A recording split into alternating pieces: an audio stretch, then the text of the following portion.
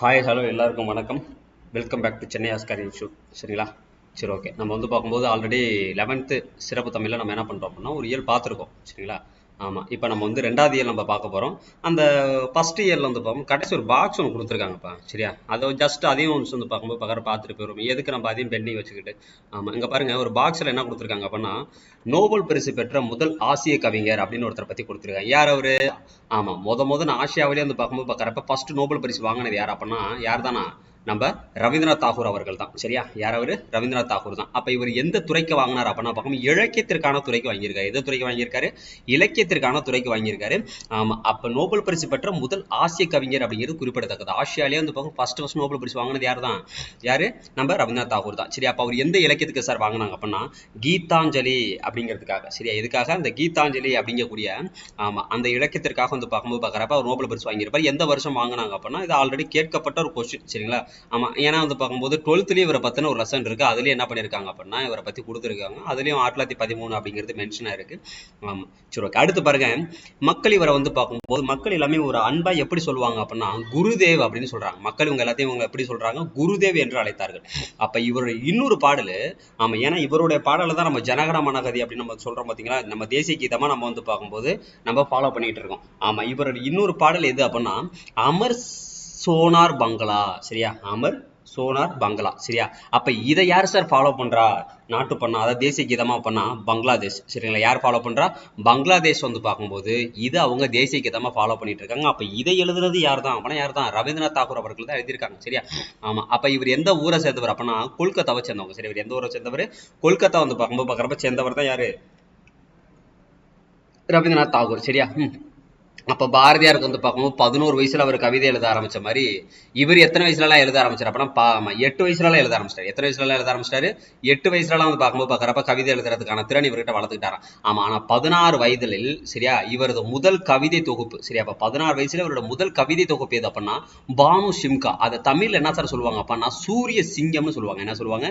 சூரிய சிங்கம் என புனைப்பெயரில் வெளியிட்டார். அப்ப 8 வயசுல பார்க்கும்போது என்ன பண்றாரு அப்படின்னா கவிதை எழுதுறதுக்கான திறனை வளர்த்துக்கிறாரு. ஆமா, 8 எத்தனை அப்படின்னா 16. சரி, அடுத்த 8 வருஷம் ட்ரை பண்ணி 16 வயசுல அவர் என்ன பண்றாரு அப்படின்னா பானு சிம்கா அப்படிங்கக்கூடிய தமிழ்ல நம்ம அதை என்னன்னு சொல்லுவோம்னா சூரிய சிங்கம். சரியா? ஆமா, அப்படிங்கிற ஒரு புனை பேர்ல அவர் என்ன பண்றாரு அப்படின்னா ஆமா கவிதை தொகுப்பு பார்க்கும் வெளியிடுறாரு. சரிங்களா? ஆமா, தாகூர் பிரித்தானிய அதிர்ச்சியை எதிர்த்து நாட்டின் விடுதலை ஆதரித்தார் அப்படின்னா பார்க்கும்போது ஆமா தாகூர் பார்க்கும்போது பிரிட்டனோட அரசு பார்க்கும்போது பார்க்குறப்ப பிரிட்டிஷோட அரசுக்கு எதிராக பார்க்கும் நிறைய விஷயங்கள் பார்க்கும்போது என்ன பண்ணியிருப்பாரு அப்படின்னா கவிதைகள் எல்லாம் பார்க்கும்போது பார்க்குறா எழுதி இருந்திருப்பாரு. சரிங்களா? அவரது பெயரும் புகழும் அவரது படைப்புகள் வாயிலாகவும் அவர் நிறுவிய விஸ்வபாரதி பல்கலைக்கழகம். சரிங்களா? 1921 பார்க்கும்போது பார்க்குறப்ப இதை நிறுவியிருப்பார். சரிங்களா? நீங்க இந்த ஓல்டு புக்கு படிச்சிருந்தோம் அப்படின்னா நமக்கு இதுக்கு பத்தின விஷயங்கள் நமக்கு தெரிஞ்சிருக்கும். சரியா? இதுல ஆமா ஓல்டு புக்கு படிக்கும்போது பார்க்குறப்ப நம்ம இதில் என்ன பண்ணிருக்கலாம், இதை பத்தி நம்ம கொஞ்சம் தெரிஞ்சிருந்திருக்கலாம். ஆமா, ஏன்னா இந்த நேரு கடிதம் அப்படிங்கக்கூடியதுல பார்க்கும்போது இதை கொடுத்துருப்பாங்க. உத்தராஞ்சல் அப்படிங்கிற இடத்துல இருக்கு சார். ஆமா, உத்தராஞ்சல் அப்படிங்கிறது பார்க்கும்போது பார்க்குறப்ப அந்த இடத்துல இருந்துதான் தன்னோட மகளுக்கு பார்க்கும்போது பார்க்குறப்ப யாரு கடிதம் எழுதியிருப்பா? நேரு அவர்கள் பார்க்கும்போது பார்க்குறப்ப கடிதம் எழுதியிருப்பார். சரியா? ஆமா, அப்ப அந்த விஸ்வபாரதி பல்கலைக்கழகம் அப்படிங்கிறது பார்க்கும்போது அங்க யார் படிச்சுக்கிட்டு இருந்திருப்பா அப்படின்னா இந்திரா காந்தி அப்படிங்கிறவங்க பார்க்கும்போது பார்க்குற படிச்சுக்கிட்டு இருந்திருப்பாங்க. சரிங்களா? இதெல்லாம் உங்களுக்கு தெரிஞ்ச விஷயங்கள். சரி, ஓகே. அடுத்து பார்ப்போம். அடுத்து பாருங்க, கதையியல். சரிங்களா?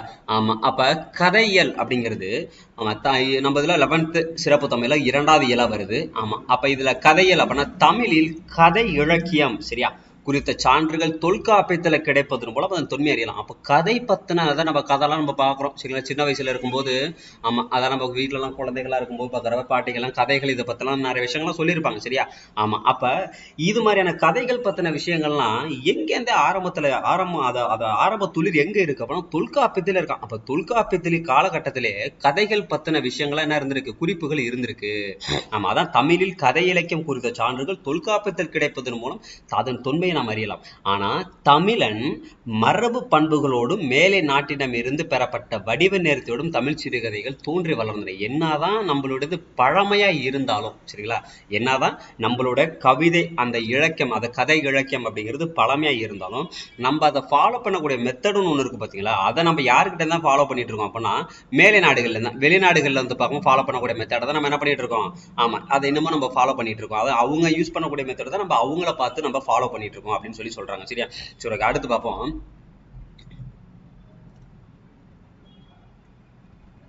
சரி ஓகே. இப்போ இங்கே பாருங்கப்பா. ஆமாம், இது உள்ள லெசனுக்குள்ளே போகிறதுக்கு முன்னாடி இது மாதிரி கொஞ்சம் கொடுத்துருக்காங்க. என்ன சார் அது அப்படின்னா, இது நமக்கு கொஞ்சம் மேபி வந்து பார்க்கும்போது டேரெக்டாக வந்து பார்க்கும்போது இண்டெக்ஸ்லேயே இருக்கிறதுனால மேபி கேட்கறதுக்கு பாசிபிள் அதிகமாகவே இருக்குது. சரிங்களா, இதெல்லாம் நம்ம ஜஸ்ட் ரீட் மட்டும் பண்ணுங்கள். அப்போ இதில் நம்ம அதிகமாக எதை சார் நோட் பண்ணுற மாதிரி இருக்கும் அப்படின்னா, நல்லா பாருங்கள், இதில் நிறைய சிறுகதைகள் தான் அதிகமாக இருக்குது. நம்ம இதில் பார்க்கக்கூடிய டாபிக் அப்படின்னு எடுத்தோம் அப்படின்னா பார்க்கும்போது பார்க்குறப்ப இது 3 தான். சரிங்களா, மற்றபடி அதில் இருக்கிறது எல்லாமே என்ன அப்படின்னா வெறும் கதை மாதிரி தான் இருக்குது. ஆமாம், அதனால வந்து பார்க்கும்போது நம்ம ஃபர்ஸ்ட் இதில் நல்லா கொஸ்டின் வரக்கூடிய ஏரியா அப்படின்னு நம்ம எடுத்துக்கிட்டோம் அப்படின்னா முதல் இருக்கக்கூடிய இந்த 3 தான். மற்றதெல்லாம் வந்து பார்க்கும்போது இந்த யானின் சாவு யார் எழுதியிருப்பா, பூ உதிரம் ஜெயகாந்தன், மேபி பாக்ஸ்டட் அங்கங்க மென்ஷன் பண்ணியிருந்தாங்க அப்படின்னா நம்ம பாக்ஸ்டட்டா பார்த்துக்கிட்டாலே ரொம்ப மோர் தென் எனஃப் தான். சரிங்களா, சரி ஓகே, ஃபர்ஸ்ட் பார்ப்போம்.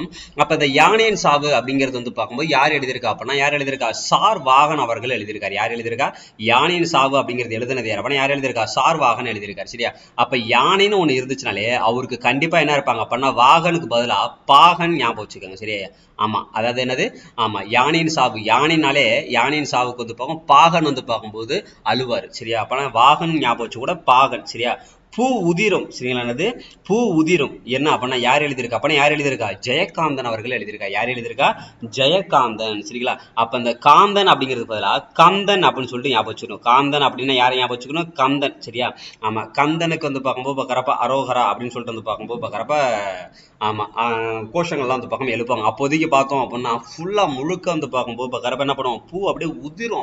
அப்படியே வந்து பார்க்கும் பூவெல்லாம் கொட்டி போட்டு வந்து பார்க்கும்போது பார்க்குறப்ப ஆமா, அந்த அருள்ல வந்து பார்க்கும் ஆடுவாங்க அப்படிங்கிற மாதிரி ஞாபகம் வச்சுக்கணும். சரி, காந்தன் அப்படின்னா யாரை ஞாபகம் வச்சுக்கணும், கந்தன் அப்படிங்கிறத ஞாபகம் வச்சுக்கணும். அப்ப ஜெயகாந்தன் எழுதின ஒரு நூலுக்கு பேர் என்ன அப்படின்னா பூ உதிரும். சரியா, இறுக மூடிய கதவுகள். சரிங்களா, இறுக மூடிய கதவுகள். ஏன்டா இறுக்கமா கதவை மூடுற, எப்பா வெளியில என்ன சூடா இருக்குடா. ஆமா, வெளியில ஆமா அட்டிக்கிற வெயில் வந்து பார்க்கும் என்ன சூடா இருக்கு பாரு. அப்ப இறுக முடிய கதவுகள் அப்படின்னா பார்க்கணும், ஏன்டா இறுக்கமா கதவை மூடுற அப்படின்னு நம்ம கேட்டோம் அப்படின்னா வெளியில சரியான சூடா இருக்குப்பா அப்படின்னு நம்ம சொல்லணும். சரிங்களா, சரி ஓகே. அடுத்து வந்து பார்க்கணும், இறுக மூடிய கதவுகள் யார் எழுதியிருக்கா அப்படின்னா, யார் எழுதியிருக்கா, ஆர் சூடாமணி அவர்கள் எழுதியிருக்காரு. யார் எழுதியிருக்கா, ஆர் சூடாமணி அவர்கள் எழுதியிருக்காரு. சரியா, ஆமா. அடுத்து நசுக்கம் அப்படிங்கிறவர் யார் அப்படின்னா, நசுக்கம் அப்படிங்கிற நூல் எழுதுற, அதாவது ஒரு கதை எழுதுனது யார் அப்படின்னா, யார் எழுதியிருக்கா, தர்மன் வந்து எழுதியிருக்காரு. யார் எழுதியிருக்கா, தர்மன். சரியா, ஆமா, அதாவது இந்த காலத்துல நீ வந்து இந்த காலத்துலயும் நம்மலாம் அதிகமா நம்ம தர்மம் பண்ணாலும் நம்மளையும் போட்டு நசு நசு நசுக்கிடுறாங்க. சரியா, சொல்ற புரியுதா, ஆமா, நம்ம தர்மம் பண்றோம், ஆனா தர்மம் பண்றவங்களே போட்டு என்ன பண்ணிடுறாங்க, நசுக்கிடுறாங்க அப்படின்னு சொல்லிட்டு ஞாபகம் வச்சுக்கணும். நசுக்கம் அப்பனா எப்ப நசுக்குவாங்க, தர்மம் பண்ணாலும் வந்து பார்க்கும்போது நசுக்குவாங்க. சரிங்களா, ஆமா. அடுத்து பாருங்க, பேபி குட்டி. சரியா, பேபி குட்டி அப்படின்னா பார்க்கணும், யார் எழுதியிருக்கா, பாலமுருகன் அவர்கள் எழுதியிருக்காரு. சரியா, பேபி குட்டி அப்படின்னா அப்ப இது நமக்கு பேபி குட்டி அப்படின்னா யானை குட்டிங்கிற மாதிரி ஞாபகம் வச்சுக்கலாம். சரியானது, யானை குட்டி. அதான் யானை வந்து பார்க்கும்போது பார்க்குறப்ப குட்டினால என்னது நம்ம சொல்லுவோம், பேபினா வந்து பக்கம் குட்டின்னு தானே சொல்லுவோம். ஆமா, அப்ப அந்த குட்டி யானை என்ன சார் குடிக்கும் அப்படின்னா பால் தான் குடிக்கும். சரி, அப்ப பேபி குட்டி அப்படின்னா அவங்க வந்து பார்க்கும்போது குட்டி யானை என்ன குடிக்கும், பால் தான் குடிக்கும். அப்ப பாலமுருகன். சரியா, சரி ஓகே. அடுத்து பாருங்க, பசிங்கிறத யார் எழுதியிருக்கா அப்படின்னா தாமரை செல்வி அவர்கள் எழுதியிருக்காங்க. பசிங்கிறது எழுதினது யாரு, தாமரை செல்வி. அதாவது பசி வந்துச்சுன்னு வச்சுக்கேன் உன் கண்ணை மறைச்சிருன்னு சொல்லுவாங்க, கேள்விப்பட்டிருக்கீங்களா. பசி வந்துச்சுன்னா உன் என்ன பண்றேன்னு உனக்கு தெரியாது, உன் கண்ணில் முன்னாடி நடக்க எதுவுமே தெரியாது. பசி வந்தா உன் கண்ணை மறைச்சிரும். அப்ப மறை அப்படின்னா பார்க்கும்போது தாமரை செல்வி. சரியா, ஆமா. அடுத்து வந்து பார்க்கும்போது அஷமஞ்சா பாபுவின் நாய். சரியா, ஆமா. அப்ப இது யாரு சார் எழுதியிருக்கா அப்படின்னா சத்யஜித் ரே அப்படிங்கிற ஒருத்தவங்க எழுதியிருக்காங்க. சரியா, எனது சத்யஜித் ரே அப்படிங்கிற ஒருத்தவங்க பார்க்கும்போது பார்க்குறப்ப எழுதியிருக்காங்க. அப்போ வந்து பார்க்கும்போது அதாவது அஷமஞ்சா பாபுவின் நாய், அதாவது பார்க்கும்போது நாய் அப்படின்னு சொல்லிட்டு ஒரு நூல், ஒரு கதை இருக்கு அப்படின்னா நாய் அப்படின்னா பார்க்கும்போது சத்தியம்னா என்னப்பா, சத்தியம். அதாவது சத்தியாகிரகம் நம்ம படிச்சிருப்போம். சரியா, சத்தியம் அப்படின்னா பார்க்கும் உண்மை. ஆமா, கிரகம் அப்படின்னா அகிம்சை அப்ப நம்ம படிச்சிருப்போம். சரிங்களா, அப்பனா சத்தியம் அப்படின்னா நாய் தான் நமக்கு வந்து பார்க்கும்போது பார்க்குறப்ப என்னவா இருக்கும் அப்படின்னா உண்மையா இருக்கும் அப்படிங்கிற மாதிரி ஞாபகம் வச்சுக்கணும். சரியா, சரி. அடுத்து ரப்பர் பந்து. சரியா, யார் எழுதியிருக்கா, ரப்பர் பந்து வந்து பார்க்கும்போது பார்க்குறப்ப ராமகிருஷ்ணன் அவர்கள் எழுதியிருக்காங்க. யார் எழுதியிருக்கா, ராமகிருஷ்ணன். ரப்பர் பந்து அப்படிங்கிறது எழுதினது யார் அப்பனா, யார் எழுதியிருக்கா, ராமகிருஷ்ணன். சரி, இப்போ ரீசெண்டாக கூட வந்து பார்க்கும்போது ஒரு படம் ஒன்று ரிலீஸ் ஆயிருக்கு. சரிங்களா, ரப்பர் பந்து. சரிங்களா, அதுல வேற யாரோட பேராவது வந்து பார்க்கும்போது இதுக்கு நியரஸ்டா வர மாதிரி இருந்துச்சு அப்படின்னா நீங்க வந்து பார்க்கும்போது பார்க்குறப்ப அவங்களோட சேர்த்து என்ன பண்ணிக்கோங்க, கம்பேர் பண்ணி வச்சுக்கோங்க. சரிங்களா, ஆமா. அதுக்கப்புறம் வந்து பார்க்கும்போது இல்ல சார் எனக்கு ரொம்ப கஷ்டமா இருக்கு அப்படின்னா மகாபாரதத்துல வந்து பார்க்கும்போது பார்க்குறப்ப கிருஷ்ணன் இருப்பார். அந்த சீரிஸ் எப்படி போகும்னா ரப்பர் மாதிரி போயிட்டே இருக்கும் அது பாட்டுக்கு. சரிங்களா, ஆமா. பனித்துளியின் பேச்சு யார் சார் எழுதியிருக்கா அப்படின்னா ஹச் ஜி ரசூல் அப்படின்னு ஒருத்தர் எழுதியிருக்காரு. சரியா, பனி பேஞ்சுக்கிட்டே இருக்குன்னு வச்சுக்கோங்களேன், பனி பேஞ்சுக்கிட்டே இருக்குப்பா சரியா, உன்னால என்ன பண்ண முடியாது அப்படின்னா பேச முடியாது சரியா. ஏன்னா ஹச் ஹச் நம்ம என்ன பண்ணிக்கிட்டே இருப்போம், ஆமா இருமிக்கிட்டே இருப்போம் அப்படின்னு சொல்லிட்டு ஞாபகம் வச்சுக்கணும். அப்ப ஹச் ஜி ரசூல் அப்படின்னு ஒருத்தர் எழுதியிருக்காரு. அப்ப பனித்துளியின் பேச்சு அப்படின்னா யாரை சொல்லணும் அப்படின்னா யாரை சொல்லணும், பனித்துளி பேஞ்சுக்கிட்டே இருந்துச்சுன்னா உன்னால பேச முடியாது சரியா. ஆமா நம்ம என்ன பண்ணுவோம், ஹச் ஹச்ன்னு சொல்லிட்டு வந்து பார்க்காம இருமிக்கிட்டே இருப்போம் அப்படின்னு சொல்லிட்டு ஞாபகம் வச்சுக்கணும் சரியா. ஆமா ஒற்றை குரல் இளங்கோ கிருஷ்ணன் சரியா. யாரு, ஒற்றை குரல் இளங்கோ கிருஷ்ணன் சரியா. அதாவது நம்ம எவ்வளவு டிப்ரெஷனா இருந்தாலும் சரி, ஆமா கிருஷ்ணர் இருக்காரு பாத்தீங்களா, அந்த கிருஷ்ணர் வந்து பார்க்கும்போது அந்த புல்லாங்குழல் எடுத்து ஊதுனார் அப்படின்னா தன்னையே நான் இழந்துறவன் மாதிரி இருக்கும் சரியா. ஒற்றை அந்த ஒத்த குரல் எனக்கு கேட்டுச்சுன்னு வச்சுக்கேன், கிருஷ்ணனோட ஒத்த குரல் கேட்டா தன்னையே நான் இழந்து நிற்பேன் அப்படிங்கிற மாதிரி ஞாபகம் வச்சுக்கணும் சரியா. சரி ஓகே. அப்ப யானின் சாவு வந்து பார்க்கும் யார் எழுதியிருக்கா அப்படின்னா யார் எழுதியிருக்கா, சார் பாகன். அதை பார்க்கும் சார் வாகன் அப்படின்னு சொல்லணும், அதை பார்க்கும் பாகன் வந்து பார்க்கும்போது ஞாபகம் வச்சுக்கணும். ஆமா இது உங்களுக்கு ஆல்ரெடி உங்களுக்கு தெரியும் சரியா. சரி ஓகே. இதை வந்து பார்க்கும்போது ஜஸ்ட் வந்து பார்க்கும்போது ரீகேப் பண்ணி வந்து பார்க்கும்போது நான் என்னென்ன ஷார்ட்கட் சொன்னேன் அப்படிங்கிறத பார்த்துக்கோங்க. ரொம்பலாம் நம்ம டெப்தா போக போறது இல்லை, முதல் இருக்கக்கூடிய 3 கூடும் மட்டும்தான் நம்ம என்ன பண்ண போறோம் அப்படின்னா கொஞ்சம் டெப்தா நம்ம பார்க்க போறோம் சரிங்களா. சரி ஓகே. ஃபர்ஸ்ட் வந்து பார்க்கும்போது தமிழ் சிறுகதை தோற்றமும் வளர்ச்சியும் அப்படிங்கிறத நம்ம பார்ப்போம் சரிங்களா. தமிழ் சிறுகதை தோற்றமும் வளர்ச்சியும் சரியா. சரி ஓகே பாருங்க. ஆமா தமிழ் சிறுகதை தோற்றமும் வளர்ச்சி எப்படி சார் நம்மளதுல இருந்து பார்க்கணும், தமிழ் சிறுகதை தோற்றம் வளர்ச்சி அடைஞ்சிச்சு அப்படின்னா ஆதி மனிதன் தனது அனுபவத்தை அல்லது நடத்த நிகழ்வை அடுத்தவரிடம் விவரித்த போது கதை சொல்லுதல் என்னும் கலை ஆரம்பித்தது சரியா. ஆமா நான் அப்படி போனப்பா, போகும்போது பார்த்தா அந்த மானை பக்கத்துல பார்த்தேன், ஆனா வந்து பார்க்கும்போது மான் ஜஸ்ட் மிஸ்ல போச்சு தெரியுமா அப்படிங்கிற மாதிரி ஆதி மனிதன் தனது அனுபவத்தை நடந்த நிகழ்வை அடுத்தவரிடம் சொல்லும் போதுதான் கதை சொல்லுதல் அப்படிங்கிற கலை ஃபர்ஸ்ட் ஆரம்பிச்சிருக்கு சரியா. அதை சொல்பவர் தமது சொல்லும் திறனுக்கு ஏற்ப உவமைகளோடும் வருணைகளும், நான் அப்ப சொன்ன பாத்தீங்களா, நான் பார்த்தேன் பாரு பக்கத்துல அப்படியே என்ன ஃபாஸ்டா போகுதுங்க பார்த்து, அப்ப அதை அப்படியே எப்படி சொல்றேன், ரசிச்சு சொல்றேன். அப்படி சொல்லும் போது ஆமா வருணைகளோடும் சொன்ன போது அது கேட்பவரை கவர்ந்திருக்கிற ஒரு வலிமையான தொடர்பு வடிவமாக உருவானதுன்னு சொல்றாங்க சரியா. சரி அப்ப ஆரம்ப காலகட்டத்துல இதுதான் வந்து பார்க்கும்போது பார்க்கறப்ப இதான் இருந்திருக்கு சரிங்களா. சரி அடுத்து பார்ப்போம்.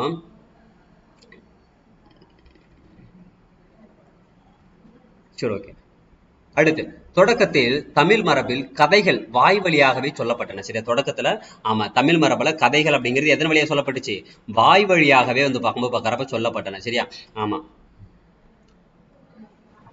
வாய் வழியாகவே சொல்லப்பட்டன. ஒரு நிமிஷம். ஓகே. தொடக்கத்தில் தமிழ் மரபில் கதைகள்லாம் வந்து எப்படி சொன்னா வாய் வழி தான், பின் உரைநடை கலந்த கதை பாடல்கள் கதைகளாய் தந்தன அப்படின்னு சொன்னா ஆரம்பத்துல வந்து நம்ம வாயால மட்டும் தான் சொல்லியிருப்போம். அதுக்கப்புறம் பார்க்கும்போது பார்க்கறப்ப உரைநடையோட சில கதை பாடல்கள்லாம் கலந்து வந்துச்சுன்னு சொல்றாங்க. மொழியின் வரி வடிவம் செழுமைப்பட்ட பிறகு அதை இலக்கியம் எழுத்தில் பதிவானது. நம்ம என்னைக்கு எழுத்துக்கு வந்து பார்க்கும் தண்ணி வடிவம் கொடுக்க ஆரம்பிச்சோமோ அப்ப அந்த கதைகளை நம்ம என்ன பண்ண ஆரம்பிச்சோம்னா கதை வந்து பார்க்கும் இலக்கியம், அதை கதை இலக்கியம் வந்து பார்க்கும் எதுல பயன்பட்டுச்சான், எழுத்துல பதிவானுச்சு. இப்ப நான் சொன்ன கதைகள்லாம் அப்படியே என்ன பண்ண ஆரம்பிச்சாங்கன்னா இப்ப நம்ம நிறைய கதைகள் பாக்குறோம் சரியா. இப்ப நம்ம நிறைய கதைகள் பாக்குறோம் சரியா. நம்ம இப்ப யானையின் சாவு அப்படிங்கிறது எழுதுனது ஏன்னா சார் பாகன் அப்படின்னு ஒருத்தர் எழுதினார்ப்பா, பாகன் தான் படிக்கணும் நீங்க சரியா, அப்படியே படிச்சு பழகிக்கங்க. ஆமா அப்ப நம்ம சொன்னோம் அப்ப இதெல்லாம் கதைகள் தான் சரியா. அப்ப அந்த கதைகள் அப்படிங்கும் போது அதை நம்ம வந்து மொழியோட வடிவம் மாற மாற இப்ப இது எல்லாத்தையும் நம்ம என்ன பண்றோம், மற்றவர்களும் படித்து புரிந்துக்கணுங்கிறதுக்காக நம்ம அது எழுத்துல பதிக்கிறோம் சரியா. அப்ப தமிழ்ல இருக்கக்கூடிய தொன்மையான சரியா, தமிழில் தொன்மையான ஒரு நிமிஷப்பா, தமிழின் தொன்மையான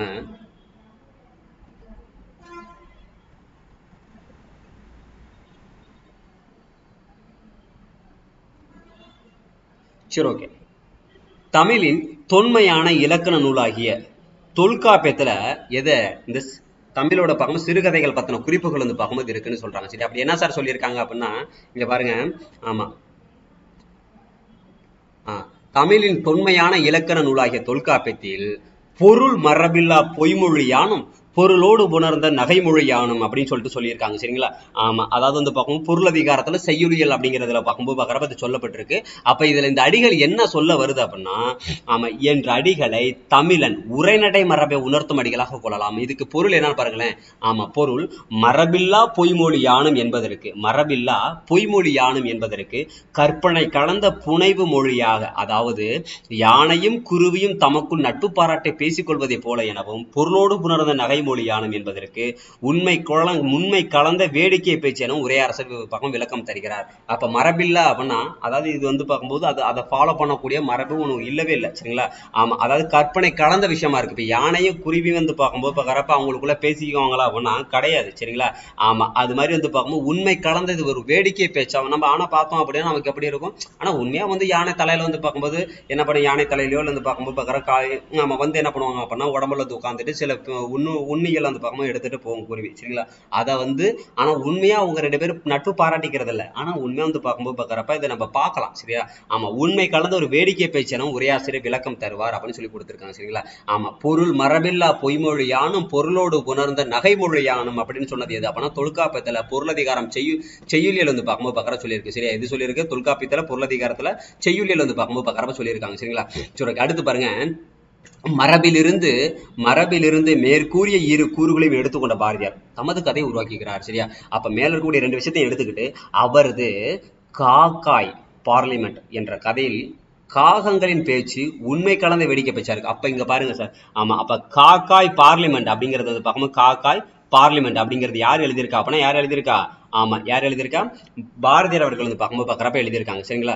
ஆமா, இந்த மரபு கூறுகளுடன் அமைந்த அவருடைய வந்து பார்க்கும்போது பார்க்குறப்ப இதே மெத்தடை ஃபாலோ பண்ணி அவர் இன்னொன்னு எழுதியிருக்காரு, 6 1 பங்கு அப்படிங்கறத எழுதியிருக்காரு சரியா.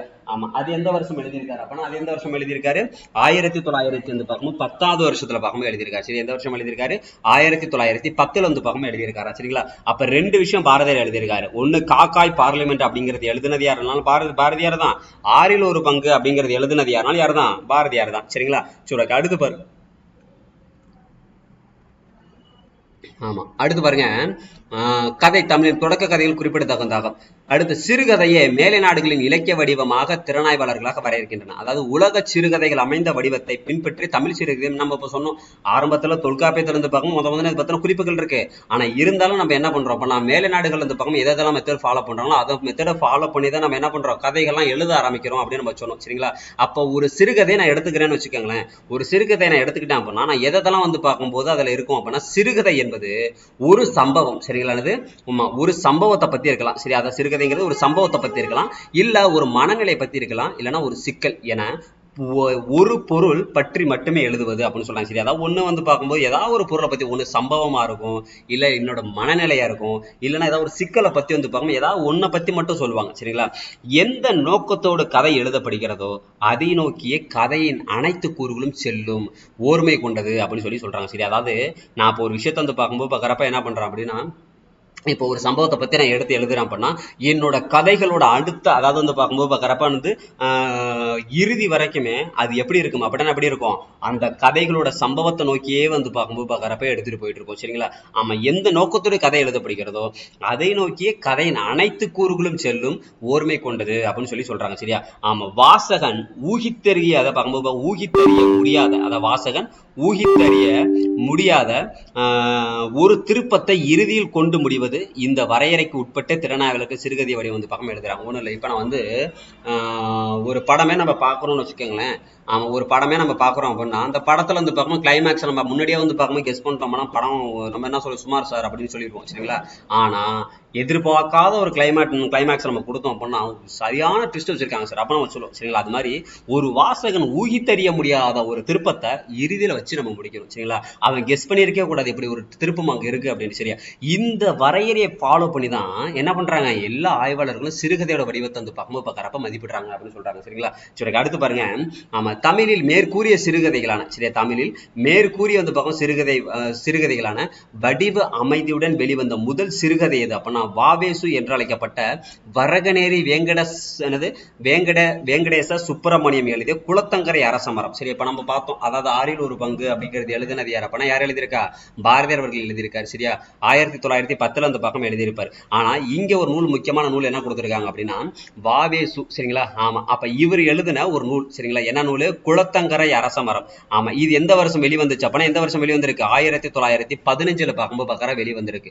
ஆமா, அப்ப வாவேசு என்று அழைக்கப்பட்ட அப்ப அவரோட முழு பேர் நான் என்ன சார் சொல்லுவேன் அப்படின்னா வரகநேரி வேங்கட சுப்பிரமணியம் அப்படிங்கிறவர் தான் அவரோட முழு பேர் சரிங்களா. ஆமா, அவர் எழுதின புத்தகம் என்ன நூல், ஆமா குளத்தங்கரை அரசமரம். எந்த வருஷம் எழுதினார் அப்படின்னா 1915. ஒரு நல்லா நோட் பண்ணிக்கோங்க. ஆமா, மேற்கூறிய தமிழில் மேற்கூறிய சிறுகதைக்கான வடிவ அமைதியோட வெளிவந்த முதல் சிறுகதை அப்படின்னு சொல்லுவாங்க. சரியா? கொஸ்டின் டைரக்டா அப்படியே கேட்கறதுக்கு பாசிபிள் இருக்கு. சரிங்களா? சரி, அடுத்து பாருங்க.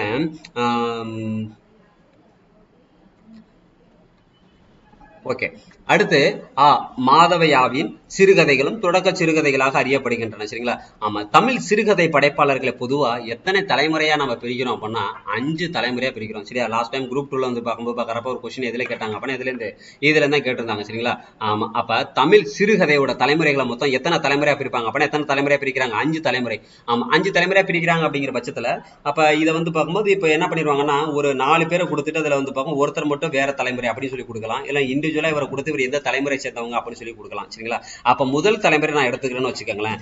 தமிழில் நவீன இலக்கியத்தை தொடக்கத்திலே செழுமைப்படுத்தியவர் யார் அப்படின்னா யாரு? புதுமை பித்தன். சரிங்களா? நல்லா பாத்துக்கோங்க, இது குரூப் 4 கொஸ்டின் பா.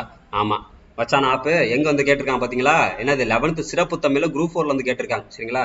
ஆமா, தமிழ் நவீன இலக்கியத்தை தொடக்கத்திலே செழுமைப்படுத்தவர் அப்படின்னா யாரு? புதுமை பித்தன். சரிங்களா? ஆமா, நல்லா நோட் பண்ணிக்கோங்க, ரொம்ப ரொம்ப இம்பார்ட்டன்ட் கொஸ்டின். இந்த மறுபடியும் ரிப்பீட் ஆகிறதுன பாசிபிள் நிறையவே இருக்கு. சரிங்களா? சரி, அடுத்து பார்ப்போம். முதல் தலைமுறையில வேற யார் யாரெல்லாம் வரா அப்படின்னு சொல்லி பார்த்தோம் அப்படின்னா அப்ப முதல் தலைமுறையை சேர்ந்தவங்க யார் யார் இருப்பாங்க கொடுத்துருக்காங்க பாருங்களேன். ஆமா, அப்ப முதல் தலைமுறை புதுமை பித்தன் இருக்காங்க, பிச்சைமூர்த்தி இருக்காரு, மௌனி இருக்காங்க, அடுத்து யார் இருக்கா? கூப்பா ராசகோபாலன் இருக்காங்க. சரிங்களா? ஆமா, அதாவது இப்ப இது எல்லாத்தையும் சேர்த்து நம்ம ஞாபகம் வச்சுக்கோம். சரிங்களா? ஆமா, அதாவது வந்து பார்க்கும் பிச்சைமூர்த்தி வந்து பார்க்கும்போது பார்க்கறப்ப பிச்சைமூர்த்தி என்ன பண்றாரு அப்படின்னா மௌனமா இருக்காரு. பிச்சைமூர்த்தி என்ன பண்றாரு? ஆமா, மௌனமா இருக்காரு. சரிங்களா? ஆமா, இதனால வந்து பார்க்கும்போது பார்க்கறப்ப வந்து இது அவருக்கு புதுசா தெரியுது. சரிங்களா? உடனே வந்து பார்க்கும்போது மத்த எல்லாமே என்ன பண்றாங்க அப்படின்னா அவரை அவனுங்க கூப்பிடுறா அப்படின்னு சொல்லி சொல்றாங்க. அப்ப இது வந்து பார்க்கும்போது சேர்த்து ஒரு மாதிரி ஒரு கதையாவும் நீங்களும் ரெடி பண்ணி வச்சுக்கோங்க. சரி, அப்ப புதுமை பித்தன், பிச்சைமூர்த்தி, மௌனி, கூப்பாரா. சரிங்களா? ஆமா, அப்ப இவங்க எல்லாமே வந்து பார்க்கும்போது முதல் தலைமுறையை சேர்ந்தவங்க. எந்த தலைமுறையை சேர்ந்தவங்க? முதல் தலைமுறைன்னு சொல்றாங்க. சரியா? சரி, அடுத்து பாருங்க. அப்ப இதோட கண்டினியூஷன் அடுத்து வேற என்ன கொடுத்துருக்காங்க அப்படின்னா இப்ப நமக்கு என்ன தெரியும்? முதல் தலைமுறைனா யாருன்னு தெரியும். சரிங்களா? ஆமா, புதுமை பித்தன் இருக்காப்ல, பிச்சைமூர்த்தி இருக்காப்ல, கூப்பா ராசகோபாலன் இருக்காப்ல, மௌனி இருக்காப்ல. சரியா? அப்ப 4 பேர் சேர்ந்துதான் அவங்களை நம்ம என்ன சொல்றோம்? முதல் தலைமுறையை நம்ம சொல்றோம். சரியா? அப்ப இந்த முதல் தலைமுறை காலம் தான் என்ன காலம்? மணிக்கொடி காலம். கேட்டாங்களா குரூப் 2ல கொஸ்டின்? மணிக்கொடி காலத்தை சேர்ந்தவங்க வந்து பார்க்கும்போது பார்க்கறப்ப எந்த காலகட்டத்தை சேர்ந்தவங்கன்னா முதல் தலைமுறை. சரிங்களா? அப்ப இக்காலகட்டம் தான் நம்ம மணிக்கொடி காலம் நம்ம சொல்றோம். சரிங்களா? ஆமா, அப்ப இதுல வேற வந்து பார்க்கும்போது நான் பார்த்த சாரதி, அகிலன் ஆகியோர் புகழ்பெற்ற லட்சியவாத கதைகளை படைத்தன. யார் யாரு? பார்த்தசாரதி, அகிலன், இவங்க எல்லாமே வந்து புகழ்பெற்றவங்க. சரிங்களா? ஆமா, அப்ப இந்த நான் பார்த்தசாரதி 9th படிச்சிருப்பீங்களே. ஆமா, குறிஞ்சி மலர் அப்படிங்கறத வந்து பார்க்கும் எழுதினது யார்? யார் எழுதியிருப்பாங்கன்னா பார்த்தசாரதி அவர்கள் எழுதியிருப்பார். சரிங்களா? பார்த்தசாரதி, அகிலன் ஆகியோர் புகழ்பெற்ற லட்சியவாத கதைகளை இதுல படைச்சிருப்பாங்க. அப்ப இந்த காலகட்டத்தில் வந்து பார்க்கும் எழுதினது யார்? பார்க்கும் கல்கி. சரிங்களா? ஆமா, நமக்கு தெரியும் பொன்னியின் செல்வன் வந்து பார்க்கும்போது பார்க்குற புத்தகத்தை எழுதியிருப்பாரு. சரிங்களா? அடுத்து வந்து பார்க்கும்போது பார்க்குற பொழுதுபோக்கு தன்மை கொண்ட கதைகள் வந்து பார்க்கும் இக்காலகட்டத்தில் இவர் எழுதி கொடுத்திருக்காரு. அப்ப முதல் தலைமுறை நம்ம பார்த்தாச்சுப்பா. அப்ப முதல் தலைமுறை நம்ம எடுத்துட்டோம் அப்படின்னா குரூப் 4ல ஒரு கொஸ்டின் கேட்டாங்க. நான் சொன்னேன். சரியா? என்ன கேட்டாங்க? குரூப் 4ல ஒரு கொஸ்டின் கேட்டாங்க. என்ன கேட்டாங்க? புதுமை பித்தன்ல இருந்து ஒரு கொஸ்டின் ஒன்று வந்துச்சு. என்னது? ஆமா, தமிழ் நவீன இலக்கியத்தை தொடக்கத்திலே செழுமைப்படுத்தினது யார் அப்படின்னா யாரு? புதுமை பித்தன். சரியா?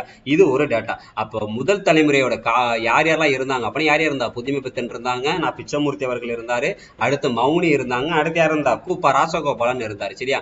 ஆமா, இது போக இப்ப இந்த காலத்தை தான் நம்ம என்ன காலம்னு சொல்லுவோம்? மணிக்கொடி காலம் அப்படின்னு நம்ம சொல்லுவோம். சரிங்களா? ஆமா, அப்ப நான் பார்த்தசாரதி, அகிலன் ஆகியோர் புகழ்பெற்ற லட்சியவாத கதைகளை படைச்சிருந்திருப்பாங்க. சரியா? ஆமா, அப்ப இந்த காலகட்டத்துல கல்கி அப்படின்னு ஒருத்தர் வந்து பார்க்கும்போது பார்க்கறப்ப இருந்திருப்பாரு. சரியா? நமக்கு தெரிஞ்சவர் தான், ரொம்ப பழக்கப்பட்டவர் தான். சரியா? அப்ப யார் அப்படின்னா கல்கி பொழுதுபோக்கு தன்மை கொண்ட கதைகளை எழுதினவர். அப்ப இவர் எந்த தலைமுறை சேர்ந்தவர் அப்படின்னா எந்த தலைமுறை சேர்ந்தவர்? முதல் தலைமுறை சேர்ந்தவர் அப்படின்னு சொல்றாங்க. சரியா? ஆமா, அடுத்து 2ஆம் தலைமுறை. சரிங்களா? இப்ப முதல் தலைமுறை முடிஞ்சிருச்சா? அடுத்து பார்ப்போம் 2ஆம் தலைமுறையில யார் யார் வரா அப்படின்னா புதுமை பித்தன்.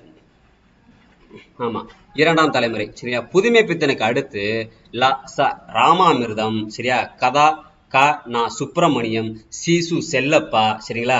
எழுத்து அப்படிங்கறத நம்ம படிச்சிருக்கோம், ஞாபகம் இருக்கா? ஆமா, சீச்சு செல்லப்பா. அடுத்து வந்து பார்க்கும்போது பார்க்கற வெங்கட்ராம். சரிங்களா? அடுத்து வந்து பார்க்கும்போது யாரு? சண்முக சுந்தரம். சரியா? போன்ற படைப்பாளிகளிடம் ஒரு நிமிஷம்ப்பா இருந்து அப்ப இவங்களோட கதைகள்லாம் எப்படி சார் இருக்கும் அப்பனா நல்லா நோட் பண்ணுங்களேன். அப்ப கொஸ்டின் எப்படி கேட்கலாம்? டைரக்டா கேட்கலாம். சமரசம் இல்லாத சமூக விமர்சன கதைகள் வந்து பார்க்கும்போது எழுந்துச்சு. சரியா? அப்ப அந்த சமரசம் இல்லாத சமூக விமர்சன கதைகள் வந்து பார்க்கும்போது எக்கால கட்டத்தை சேர்ந்தது இல்ல எந்த தலைமுறை சேர்ந்தது அப்பனா எந்த தலைமுறை சேர்ந்தது? 2ஆம் தலைமுறை சேர்ந்தது. சரி, அதை நான் ராவோட தலையிலே நான் எழுதியிருக்கேன். சரிங்களா? சரி, ஓகே, அடுத்து பார்ப்போம். சமரசம் இல்லாத சமூக விமர்சன கதைகள் வந்து பார்க்கும் எக்கால கட்டத்தை சேர்ந்தது அப்பனா எக்கால கட்டத்தை சேர்ந்தது? ஆமா, 2ஆம் தலைமுறை காலகட்டத்தை சேர்ந்தது சரிங்களா. பெண்களால் எழுதப்படும் பெண்ணுலக சித்தரிப்பு கதைகள். அப்ப இதுல வேற யாரா குமுதினி சரியா, டிபி வந்து பார்க்கும்போது பார்க்கற ராஜலட்சுமி, அடுத்து சரஸ்வதி அம்மாள் போன்றவர்கள் வந்து பார்க்கும் காலகட்டத்தில் எழுதியிருக்காங்க சரிங்களா. சரி, அப்ப நமக்கு நல்லா தெரியும் முதல் தலைமுறை அப்படிங்கறத நம்ம தெளிவா பார்த்துட்டோம் சரிங்களா. அப்ப அடுத்து வந்து பார்க்கும்போது இரண்டாம் தலைமுறை பத்தி நம்ம பார்த்தோம் சரிங்களா. அப்ப இரண்டாம் தலைமுறையில பார்க்கும்போது பார்க்கற யார் யாரை பார்த்தோம். இரண்டாம் தலைமுறை அப்படின்னா புதுமை பித்தனுக்கு அடுத்து வரக்கூடியவங்க யார் யார் இதுல வர, ராமாமிர்தம் வராங்க, சுப்பிரமணியம் வராங்க, சீசு செல்லப்பா எப்ப அப்படின்னா பார்க்கும்போது என்னது இரண்டாம் தலைமுறையில வராரு சரியா. வெங்கட்ராமன் வராரு, சண்முக சுந்தரம் வராங்க சரிங்களா. வெங்கட்ராமன் வேற யாரு, சண்முக சுந்தரம். பிளஸ் இரண்டாம் தலைமுறையோட கவிதைகள் எல்லாமே கதைகள் எல்லாமே எப்படி இருக்கும் அப்படின்னா சமரசம் இல்லாத சமூக விமர்சன கதைகளா இருக்கும். எப்படி இருக்குமா, சமரசம் இல்லாத சமூக விமர்சன கதைகளா இருக்கும்னு சொல்றாங்க சரியா. சரி, அடுத்து பார்ப்போம் மூன்றாம் தலைமுறை சரிங்களா. ஆமா, அடுத்து மூன்றாம் தலைமுறை. அப்ப இக்காலகட்ட முன்னோடிகள் போட்ட பாதையில வேகம் பிடித்த தமிழ் சிறுகதை அதன் உச்சங்களை தொட்டது சரியா. அப்ப இந்த மூன்றாம் தலைமுறை அப்படின்னு நம்ம எடுத்துக்கிட்டோம் அப்படின்னா எளிய மனிதர்களின் பண்புணர்களை நுட்பமாக பதிவு செய்தவர் யார் அப்படின்னா கு அழகிரிசாமி சரியா. எளிய மனிதர்கள் இருக்காங்கல்ல, அதாவது வந்து பார்க்கும் மனநிலை கொண்டவங்க, ரொம்ப வந்து பார்க்கும்போது பார்க்கற வெகுளியா இருக்கக்கூடியவங்க, அது மாதிரி அவங்களுடைய பண்பு நலன்கள் எல்லாத்தையுமே வந்து பார்க்கும்போது பதிவு செஞ்சது யார் அப்படின்னா யாரு, கு அழகிரிசாமி சரியா. இல்லைன்னா இப்படி ஞாபகம் வச்சுக்கலாம், ரொம்ப எளிமையா இருந்தோன்னு வச்சுக்கேன், நீ ரொம்ப அழகா இருப்பேன்னு அர்த்தம் சரியா. ஆமா, அப்பனா எளிய மனிதர்களின் பண்பு நலனை நுட்பமா பதிவு செஞ்சது யார் அப்படின்னா யாரை சொல்லணும், அழகிரிசாமி சரியா. ஆமா, இப்ப இதுல மூன்றாம் தலைமுறையில நிறைய பேர் வந்திருக்காங்க. ஆமா, நிறைய பேர் வந்து பார்க்க போறோம். ஒவ்வொருத்தவங்களும் ஒவ்வொரு சிறப்பு வாய்ந்த சில விஷயங்களை ஃபாலோ பண்ணியிருக்காங்க. அப்ப எளிய மனிதனா இருந்தா அழகா இருப்ப சரியா. கவித்துவமான சொற் சித்திரங்களை படைத்தவர் யார் அப்படின்னா நகுலன் அப்படின்னு சொல்றாங்க சரியா. ஆமா, கவித்துவமான சொற் சித்திரங்களை படைத்தவர் யார் அப்படின்னா யாரை சொல்லணும், நகுலன் சரியா. ஆமா, அப்ப வந்து பார்க்கும்போது பார்க்கற அப்ப இது எப்படி சார் ஞாபகம் வச்சுக்கலாம் அப்படின்னா நகுலன் சித்திரங்கள் வந்து பார்க்கும்போது பார்க்கறப்ப நகுலன் அப்படின்னா கவித்துவமா அப்படின்னா பார்க்கும்போது பார்க்கறப்ப சொற்சித்திரங்கள் அது எப்படி இருக்கும் அப்படின்னா நக்கலா இருக்கும்னு சொல்லிட்டு ஞாபகம் வச்சுக்கோங்க சரியா. ஆமா, கவித்துவமான சித்திரங்கள்லாம் எப்படி இருக்கும் அப்படின்னா பார்க்க கொஞ்சம் நக்கலா இருக்கும் அப்படின்னா நகுலன் அப்படின்னு சொல்லிட்டு ஞாபகம் வச்சுக்கலாம். மனித உறவுகளையும் மனச்சலனங்களையும் சித்தரித்தவர் யார் அப்படின்னா ஜானகி ராமன் சரியா. யாரு, ஜானகி ராமன் சரிங்களா. மனித உறவுகளையும் மனச்சலனங்களையும் சித்தரித்தவர் யார் அப்படின்னா யாரை சொல்லணும், ஜானகி ராமன் சரியா. ஆமா, அப்ப நமக்கு டைரக்டாவே வந்து பார்க்கும் கொஸ்டின் கேட்கலாம், மனித உறவுகளையும் மனச்சலனங்களையும் சித்தரித்த வந்து பார்க்கும்போது பகர ஒரு கதை எழுத்தாளர் அப்படின்னு சொல்லி கேட்டாங்க அப்படின்னா யாரை சொல்லணும், ஜானகி ராமன் சரிங்களா. ஆமா, ராமரோட கதைகள் எல்லாம் கேட்டோம் அப்படின்னா நமக்கு அப்படியே மனச்சலனம் வந்து பார்க்கும்போது ஏற்படும் அப்படின்னு சொல்லி ஞாபகம் வச்சுக்கோங்க. ஆமா, அந்த ராமனோட வந்து பார்க்கும்போது கம்பன் என்ன பண்ணிருப்பாரு, ஐயோ அப்படின்னு சொல்றது பார்க்கும் அவர் அழகா சித்தரிச்சு சொல்லியிருப்பாரு சரியா. ஆமா, அப்ப இதை வந்து பார்க்கும்போது மனித உறவுகளையும் மனச்சலனங்களையும் சித்தரித்தவர் அப்படின்னா யாரு, தி ஜானகிராமன். சிறந்த வடிவ ஓர்மையுடன் எழுதியவர் யார் சுந்தர ராமசுவாமி சரியா. ஆமா, சிறந்த வடிவ ஓர்மையுடன் எழுதிய யார் அப்படின்னா சுந்தர ராமசாமி சரிங்களா. சரி, அடுத்து பார்ப்போம் பெருநகர சரிங்களா. பெருநகர நடுத்தர வாழ்வை எழுதியவர் யார் அப்படின்னா அசோகமித்திரன் சரியா. ஆமா, அதை பார்க்கும்போது பார்க்கறப்ப வந்து பெருநகரத்துல இருக்கக்கூடிய நடுத்தர வாழ்வு சரியா. மிடில் கிளாஸ்ல வந்து பார்க்கும்போது பார்க்கறப்ப நம்ம இருக்கிறவர் யார் அப்படின்னா பார்க்கும் யாரு, ஆமா அசோகமித்திரன் சரி. படிக்கும் போதே இப்படி படிங்க சரியா. அசோக் அப்படிங்கிற வந்து பார்க்கும்போது பார்க்கறப்ப ஒரு நகரத்துலதான் இருக்கான், ஆனா வந்து பார்க்கும்போது பார்க்கற ஒரு மிடில் கிளாஸ் ஃபேமிலி சரியா. அசோக் எங்க இருக்காப்ல, நகரத்துலதான் இருக்காரு, ஆனா இருந்தாலும் என்னது ஒரு மிடில் கிளாஸ் ஃபேமிலி அப்படின்னு சொல்லி ஞாபகம் வச்சுக்கணும் சரியா. ஆமா, அடுத்து பாருங்க, வழியும் அவமானமும் நிறைந்த வாழ்வியலை பதிவு செய்தவர் அப்படின்னா ஜி நாகராஜன். வலியும் அவமானமும் நிறைந்த வாழ்வியலை பதிவு செய்தவர் அப்படின்னா யார சொல்லணும், நாகராஜன் சரிங்களா. நாகம் கடிச்சிச்சு அப்படின்னா சரியான வழியா வலிக்கும் அப்படின்னு சொல்லிட்டு ஞாபகம் வச்சுக்கோங்க சரிங்களா. ஆமா, ராஜா வாகனம் அப்படின்னா நிறைய அவமானங்களை தாங்கணும் சரியா. அப்ப நாகராஜன் அப்படின்னு சொல்லிட்டு ஞாபகம் வச்சுக்கணும். நாகம் கடிச்சா வலிக்கும், ராஜனாகணும் அப்படின்னா அவமானத்தை தாங்கணும் சரியா. அப்ப வழியும் அவமானமும் நிறைந்த வாழ்வியலை வந்து பார்க்கும் பதிவு செஞ்சது ஜி நாகராஜன் அப்படின்னு சொல்லி சொல்றாங்க சரியா. ஆமா, ஜி நாகராஜன் சரியா. சரி, அடுத்து பார்ப்போம். அடுத்ததுல இருந்து பார்க்கும்போது பார்க்கறப்ப என்ன கொடுத்துருக்காங்க, தம் கிராமிய பின்புலத்தை களமாக்கி கொண்டு வட்டார மொழியில் கதை சொல்பவர். அதான் பார்க்கும்போது பார்க்கறப்ப வட்டார மொழி அப்படின்னால வந்து பார்க்கும்போது பார்க்கறப்ப யாரு தான், கி ராஜநாராயணன் தான் சரி. அது உங்களுக்கு வந்து நார்மலாவே தெரியும், இது சொல்றதுக்கு ஒண்ணும் இல்லை சரிங்களா. ஆமா, அடுத்து பாருங்க, வட்டார மொழினால யாரு தான், கி ராஜநாராயணன் சரி. அடுத்து பாருங்க, பெருநகர வாழ்வியலை பெரிதும் எழுதிய இந்திர பார்த்தசாரதி சரிங்களா. யாரு, இந்திர பார்த்தசாரதி. பெருநகரத்துல கூடிய வாழ்க்கையை பெரிதும் எழுதியவர் யாருன்னா யாரு, இந்திரா பார்த்தசாரதி. நம்ம ஆல்ரெடி இப்ப பார்த்தோம். பெருநகரத்துல இருக்கக்கூடிய நடுத்தர வாழ்க்கை, நடுத்தர பார்க்கும்போது பார்க்கறப்ப என்னது நகரத்துலதான் ஒருத்தன் இருக்கான், ஆனா அவன் மிடில் கிளாஸ் ஃபேமிலியா இருக்கான். யாரு, அசோக். சரியா? ஆமா. அப்ப இங்க பெருநகரத்துல இருக்கக்கூடிய பெருநகரோட வாழ்வில பெரிதும் எழுதியவர் யார் அப்படின்னா இந்திரா பார்த்த சாரதி அப்படின்னு சொல்றாங்க. சரியா? ஆமா. அடுத்து பாருங்க, கற்பனை தவிர்த்த இயல்பு வாத படைப்புகளை தந்தவர் யார் அப்படின்னா நீல பத்மநாபன் அப்படின்னு சொல்றாங்க. சரியா? கற்பனை தவிர்த்த இயல்புவாத படைப்புகளை தந்தவர் யார் அப்படின்னா நீல பத்மநாபன். சரிங்களா? குழந்தை உளவியலை கதைகளாக்கியவர் அப்படின்னா சார்வாகன். சரிங்களா? இப்ப அவரை பத்தி தான் நம்ம பார்த்தோம். சார்வாகன் அப்படின்னு ஒருத்தரை பத்தி பார்த்தோம். யானையின் சாவு அப்படிங்கிற எழுதுனது யார் அப்படின்னா யார் எழுதியிருப்பா? சார்வாகன் அந்த பக்கம் எழுதியிருப்பார். சரியா? ஆமா. அப்ப அந்த யானை நமக்கு எப்படி இருக்கும் அப்படின்னா ஒரு குழந்தையோட சைக்காலஜி நம்ம புரிஞ்சுக்கிறதும் யானையோட சைக்காலஜியை புரிஞ்சுக்கிறதும் ஒண்ணு. ஏன்னா அந்த யானை ஒரு குழந்தை மாதிரி தானே. சரியா?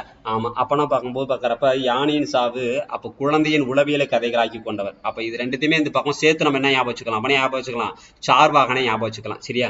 குறியீட்டு தன்மையுடன் எழுதியவர் யார் பண்ண பார்க்கும் முத்துச்சாமி. சரியா? யாரு? முத்துச்சாமி. சரியா?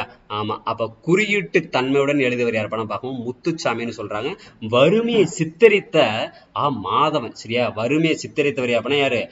மாதவன். சரியா? மேடி பார்க்கும்போது பார்க்கறப்ப மாதவன் இருக்காப்புல இல்ல. ஆமா. அவர் ரொம்ப வறுமையில இருந்து சித்தரித்து வெளியே வந்த ஒரு நடிகர் யார் அப்பனா பார்க்கும்போது மாதவன். சரிங்களா?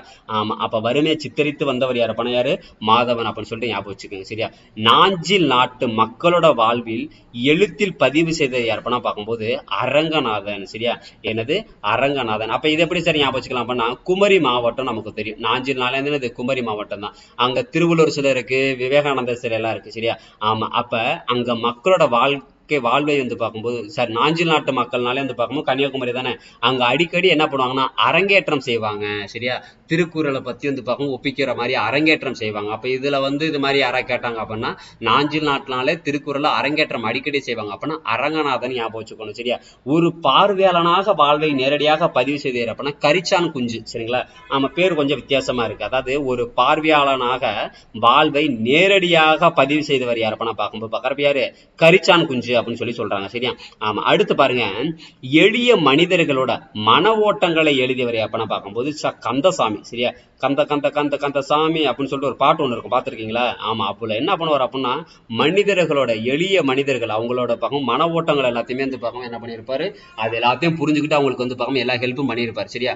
ஆமா. எளிய மனிதர்களோட மன ஓட்டங்களை எழுதியவர் அப்படின்னா கந்தசாமி அப்படின்னு சொல்லி சொல்றாங்க. சரியா? சரி, அடுத்து பார்ப்போம். அடுத்து என்ன கொடுத்துருக்காங்க அப்படின்னா இதெல்லாம் ஜஸ்ட் பார்க்கும்போது பார்க்குறப்ப ரீட் மட்டும் பண்ணுங்க பார்ப்போம். சரி? அப்போ இதில் வேற யார் யாரெல்லாம் இருந்தா அப்படின்னு சொல்லிட்டு பார்க்கும் இக்காலகட்டத்தை சேர்ந்த பெண் எழுத்தாளருக்கு ரொம்ப அவ்வளோ டெப்த்தாக உள்ள போக மாட்டாங்க. சரியா? நம்ம எதெல்லாம் டெப்த்னு தோணுதோ அது எல்லாத்தையுமே பார்க்கும்போது இம்பார்ட்டன்ட் டேட்டா எல்லாத்தையுமே நான் ஹைலைட் பண்ணி கொடுத்துருக்கேன். சரிங்களா? சரி, ஓகே. அடுத்து பார்க்கும்போது இத்தலைமுறை எழுத்தாளர்களில் பெரும்பாலானோர், அதாவது இப்ப நம்ம 3ஆம் தலைமுறை பார்த்துட்டோம். சரி? இப்ப அடுத்து பார்க்கக்கூடியது என்ன அப்படின்னா 4ஆம் தலைமுறை. சரி? அடுத்து நம்ம எதை பார்க்கணும்? 4ஆம் தலைமுறை. அப்ப இத்தலைமுறை எழுத்தாளர்களில் பெரும்பாலானோர் மென்மையான மொழியில் வாழ்வின் நுட்பமான தருணங்களை எழுதினர். சரியா? ஆமா. அப்ப இதுல இந்த 4ஆம் தலைமுறை சேர்ந்தவங்க வரைக்கும் பார்ப்போம். அப்ப இவங்க எதை சார் எழுதியிருக்காங்க அப்படின்னா ரொம்ப மெலடி சாங்ஸ் மாதிரி, அதாவது மென்மையான மொழியில வாழ்க்கையில ரொம்ப நுட்பமான சில தருணங்கள்லாம் இருக்கும்ல சார், அந்த ஒரு தருணத்தை என்னால மறக்கவே முடியாதுங்க. ஆமா. அப்படி இருக்குல்ல. ஆமா. அது மாதிரி அந்த அந்த அந்த ஒரு அது மாதிரி விஷயங்களெல்லாம் பார்க்கும்போது ரொம்ப இப்ப சில விஷயங்கள் நம்ம படிக்கும் போதே ஆமா ஞாபகம் வருதுன்னு சொல்லிட்டு நமக்கெல்லாம் ஞாபகமே வந்துடும். சரிங்களா? அது மாதிரி அந்த சில கவிதைகள்லாம் படிக்கும் நமக்கு ஆனந்த கண்ணீர் வர அளவுக்கு பார்க்கும்போது அப்ப இவங்க எல்லாமே பார்க்கும்போது எந்த தலைமுறை அப்பனா 4ஆம் தலைமுறை. சரியா? ஆமா. அப்ப யாரு சார் இந்த 4ஆம் தலைமுறைகள்லாம் யார் யார் சார்? வண்ண நிலவன். சரிங்களா? யாரு? வண்ண நிலவன், வண்ணதாசன், விட்டல் ராவ் எல்லாமே வாழை வருது பாருங்க. சரி? அடுத்து பூமணி, நாஞ்சில் நாடன். சரி? அப்பதான் நாஞ்சில பத்தி நம்ம ஒண்ணு பார்த்தோம். சரிங்களா? அப்ப அங்க அடிக்கடி அரங்கேற்றம் செய்வாங்க, ஞாபகம் பார்க்கணும். சரியா? ஆதவன், பிரபஞ்சன். சரிங்களா? அடுத்து திலீப் குமார், ஜெயந்தன், ஜெயகாந்தன் வேற ஜெயந்தன் வேற. சரிங்களா? குழப்பிக்க கூடாது. அங்க ஜெயகாந்தன் அப்படிங்கிறது எது பார்த்தோம்? காந்தன்னா கந்தன். சரியா? அப்ப கந்தனுக்கு பூ உதிரும். சரிங்களா? ஞாபகம் பத்தி பாருங்க திருப்பி. தஞ்சை பிரகாஷ். சரியா? ஆமா. அடுத்து அந்த பக்கம் தோப்பில் முகமது மீரான். சரிங்களா? ராஜேந்திர சோழன். சரியா? சூரியகாந்தன், சி.ஆர். ரவீந்திரன், சி.எம். முத்து போன்றோர் சிறந்த படைப்புகளை தந்தனர் அப்படி சொல்லி சொல்றாங்க. என்னது? இவங்க எல்லாமே சிறந்த படைப்புகளை கொடுத்தாங்க அப்படின்னு சொல்லி சொல்றாங்க. சரியா? சரி, அடுத்து பாருங்க, ஜெயகாந்தனுக்கு பின் எழுதியவர்கள். ஜெயகாந்தன் அப்பனா நம்ம இப்பதான் சொல்லிட்டு வந்தோம். ஜெயகாந்தன் ஒருத்தர் இருந்தாருப்பா. அவர் எழுதுனது பார்க்கும்போது பார்க்கறப்ப ஜெயகாந்தன் பார்க்கும்போது காந்தன்னா கந்தன் அப்பனா என்ன பண்ணும்? பூ பார்க்கும்போது என்ன பண்ணும்? உதிரும் அப்படின்னு சொல்லிட்டு பார்க்கும்போது பார்க்கறப்ப ஞாபகப்படுத்தி பார்க்கணும்னு நான் சொன்னேன். இங்கேயும் கொடுத்துருக்காங்க. சரிங்களா? சரி, ஓகே. இப்ப ஜெயகாந்தனுக்கு அப்புறம் பார்க்கும்போது எழுதிய முற்போக்கு படைப்பாளிகளாக கந்தர்வன். சரியா? ஜெயகாந்தன் வேற, கந்தர்வன் வேற. சரி, இந்த கந்தர்வனையும் அந்த ஜெயகாந்தனுடைய கந்தனையும் போட்டு குழப்பி குருமா வைக்கிற கூடாது. சரியா, குழப்பி கூட தெளிவா பிடிச்சுக்கணும். ஓகேவா? சரி, ஓகே. அடுத்து தமிழ் செல்வன், மேலாண்மை பொன்னுச்சாமி. சரிங்களா, தமிழ் செல்வன் இருக்காங்க. அடுத்து யாரு? மேலாண்மை பொன்னுச்சாமி, தனுஷ்கோடி ராமசாமி, சரியா, வேள ராமமூர்த்தி, சோலை சுந்தர பெருமாள், தேனி சீருடையான் போன்றவரை குறிப்பிடலாம் அப்படின்னு சொல்றாங்க. சரியா, சோலை சீருடையான் போன்றவர்களை பார்க்கும்போது பார்க்கறப்ப நம்ம குறிப்பிடலாம் அப்படின்னு சொல்லி கொடுத்திருக்காங்க. சரிங்களா? ஆமா, அதுலயும் குறிப்பா மிக நவீனமாக புனைவு நடையை கொண்டு வந்தவர் யாரு அப்பனா? யாரு? சுஜாதாப்பா. ரொம்ப ரொம்ப முக்கியமான கொஸ்டின்பா. சரியா, மிக நவீனமாக புனைவு நடையை கொண்டு வந்தாரு அப்படின்னா யாரு? சுஜாதா. சரியா, ஆமா. அடுத்து பெண்ணியவாத எழுத்தாளர்களாக, சரியா, அம்பை, திலகவதி போன்றோர் அறியப்பட்டனர். ரொம்ப ரொம்ப வந்து பார்க்கும் முக்கியமான வந்து பார்க்கும்போது எழுத்தாளர்களாக யார் யார சார் சொல்றாங்க அப்படின்னா, பெண்ணியவாத எழுத்தாளர்லாம் அம்பை, திலகவதி போன்றவர் வந்து பார்க்கும்போது பார்க்கறப்ப சொல்றாங்க. சரியா, சரி, ஓகே. அடுத்து பார்ப்போம். இப்ப இவங்க எல்லாமே யார் அப்படின்னா 4ஆம் தலைமுறை. சரியா, அப்ப கடைசி தலைமுறையா வந்து பார்க்கும் யார் இருப்பா? 5ஆம் தலைமுறை. அப்ப இதுல யார் யார் இருக்கா அப்படின்னா, ராமகிருஷ்ணன், ஜெயமோகன் ஆகியோர் இலக்கிய வாசிப்பை பொது வாசகர்களுக்கு கொண்டு சென்றனர். சரியா, அப்ப அது இலக்கியத்தை வாசிக்கிற முறைய பொதுமக்களுக்கு கொண்டு போய் சேர்த்த தலைமுறை எந்த தலைமுறை அப்படின்னா, எந்த தலைமுறை? 5ஆம் தலைமுறை. எந்த தலைமுறை? 5ஆம் தலைமுறை தான் அதற்கான பணிகளை வந்து பார்க்கணும் எடுத்துட்டு போயிருக்காங்க. சரியா, ஆமா. அதுக்கப்புறம் அப்ப இதுல யார் யாரெல்லாம் இருந்திருக்கா அப்படின்னா, ஆமா, பவா செல்லதுரை. சரியா, என்னது? பவா செல்லதுரை, கோணங்கி பெருமாள் முருகன். சரியா, கோணங்கி பெருமாள் முருகன், சுயம்புலிங்கம். சரியா, கோபி கிருஷ்ணன். அடுத்து வந்து பார்க்கும்போது பார்க்கற முருகன், சுப்ரபாரதி மணியன், யூமா வாசுகி, வேணுகோபாலன், கண்மணி குணசேகரன் போன்றோர் இக்காலகட்டத்தில் முக்கியமான படைப்பாளர்கள். சரியா, இதெல்லாம் ஜஸ்ட் ரீட் மட்டும் பண்ணுங்க போதும். சரியா, தமிழில் ஒடுக்கப்பட்ட மக்களோட வாழ்விலை எழுதும் எழுத்தாளர்களில் சிவகாமி பாமா, சோ தர்மன். சரியா, சோ தர்மன். சரியா, ஆமா. இமயம் சோ தர்மன் ஞாபகப்படுத்தி பார்க்கணும். சரியா, ஆமா, சோ தர்மன். அதுக்கப்புறம் பார்க்கும்போது அழகிய பெரியவன், ஆதவன், அடுத்தனது தீப்சன்யா போன்ற குறிப்பிடத்தக்கவர்கள் அப்படின்னு சொல்றாங்க. சரியா, ஆமா. என்னது? இவங்க எல்லாமே தமிழ்ல ஒடுக்கப்பட்ட மக்கள். சரியா, ஆமா, தாழ்த்தப்பட்ட மக்களை பத்தி வந்து பார்க்கும்போது அவங்க எவ்வளவு கஷ்டப்படுறாங்க அப்படிங்கிறத பத்தி இவங்க எல்லாம் சொல்லியிருக்காங்க. சிவகாமி, பாமா, சோ தர்மன், இமயம், அழகிய பெரியவன், ஆதவன், தீப்சன்யா போன்றவரை நம்ம சொல்லலாம் அப்படின்னு சொல்றாங்க. சரியா, சரி, அடுத்து பார்ப்போம். அப்ப இதுல வேற என்ன சார் கொடுத்திருக்காங்க அப்படின்னா, அவ்வளவுதான்ப்பா. இதோட வந்து பார்க்கும்போது பார்க்கறப்ப அதுல ஃபர்ஸ்ட்ல வந்து பார்க்கும்போது அந்த தமிழ் சிறுகதையும் தோற்றமும், சரியா, தமிழ் சிறுகதையோட தோற்றமும் வளர்ச்சியும் அப்படிங்கிறது முடியுது. சரியா, ரொம்ப ஈஸி தான். ரொம்ப ரொம்ப முக்கியமான டேட்டா தான் நம்ம கொடுத்துருக்கோம். சரியா, ரொம்பலாம் கதையா இதெல்லாம் இருக்காது. ஆமா, சரி, ஓகே. இதுல இன்னொரு பாக்ஸ் ஷாட் ஒன்று கொடுத்துருக்காங்க. அதே நம்ம பாத்துருவோமா? சரி, ஓகே. இந்த பாக்ஸ் ஷாட்டை பாருங்க.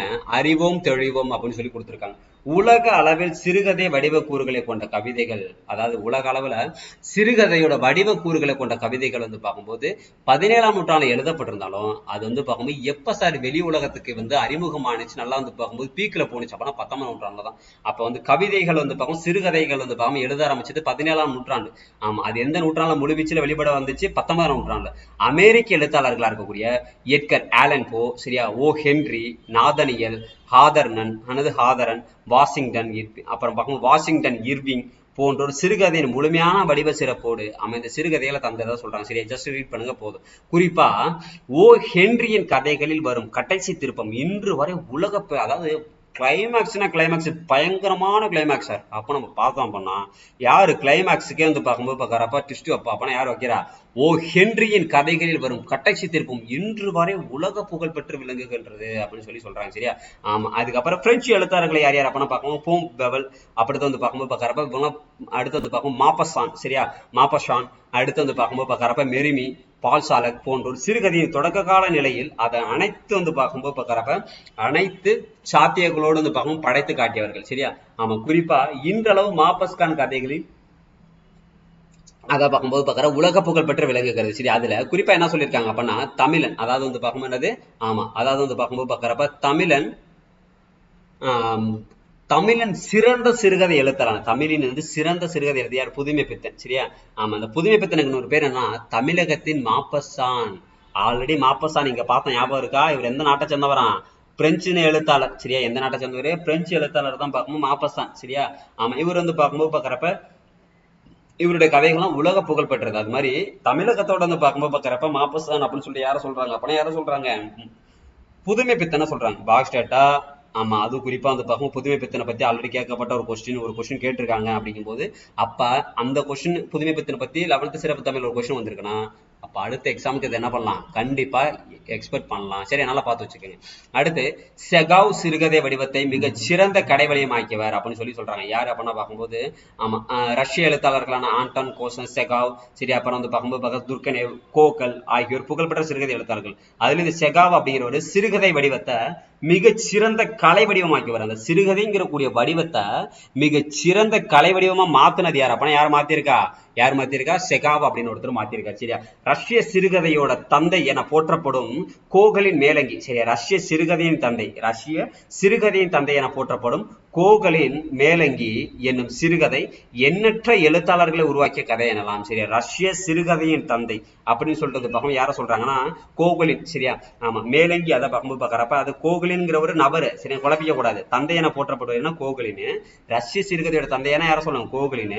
ஆமா அவர் எழுதினது அப்படின்னா பார்க்கும்போது மேலங்கி அப்படிங்க கூட சிறுகதை எண்ணற்ற எழுத்தாளர்களை உருவாக்கிய கதை அப்படின்னு சொல்றாங்க. சரியா, ஆமா அப்ப இந்த ஒரு நூல் வந்து பார்க்கும்போது நிறைய பேர் இதை வந்து கதை எழுதுறதுக்கு ஒரு தூண்டுகோலா அமைந்த ஒரு நூல் இது அப்படின்னா மேலங்கி. யார் எழுதியிருக்கா அப்படின்னா பார்க்கும்போது யாரு கோகலின் எழுதியிருக்கா. இவர் யாருன்னா ரஷ்யா நாட்டை சேர்ந்த ஆமா ரஷ்ய சிறுகதையின் தந்தைன்னு சொல்றாங்க. சரியா, யாரு ரஷ்ய சிறுகதையின் தந்தை அப்படின்னு சொல்றாங்க. சரிங்களா, சரி, அடுத்த சிறுகதை வாசிப்பும் திறனாய்வும். சரிங்களா, அப்ப வாசிப்பு அப்படிங்கிறது ஒரு உன்னதமான தனி அனுபவம்னு சொல்றாங்க. சரியா, வாசிக்கக்கூடிய விஷயம் வந்து பார்க்கும்போது ஒரு நல்ல எக்ஸ்பீரியன்ஸை கொடுங்க. அது எல்லாமே வாசிக்கலாம். சரியா, புக்கு படிக்கிறதுனா நிறைய புக்கு படித்தவங்க நல்லா அறிவாளியா வந்து பார்க்கணும், நல்லா சிந்திக்கக்கூடியவங்களா இருப்பாங்க. சரிங்களா, அப்ப வந்து பார்க்கணும் ஒரு நல்ல அனுபவம். ஏன்னா அனுபவசாலியா தெரியறது காரணம் வாசிப்பு தான். சரிங்களா, ஆமா அப்ப இடம் காலம் மொழி கடந்த அந்த மானுட வாழ்வியலில் அவன் பதிவுகளிலிருந்து தனக்கான உன்னதங்களை அவன் எடுத்துக்கொள்கிறான் அப்படின்னு சொல்றாங்க.